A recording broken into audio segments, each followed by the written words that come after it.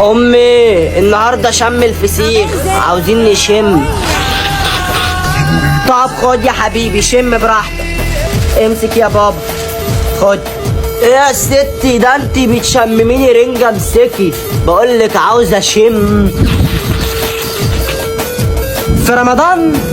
في رمضان يا ابو دراجي يا ابن الخمرجية، روح هات لنا بصل، يلا روح. من العندي قبل العندي. في رمضان اتكلم بأدب يا ولد. طب بقولك ايه، هنخرج فين النهارده؟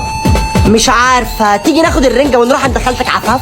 لا يا ستي ولادها بيلهطوا الرنجة، ده مفاجيع ولد مفجوعة.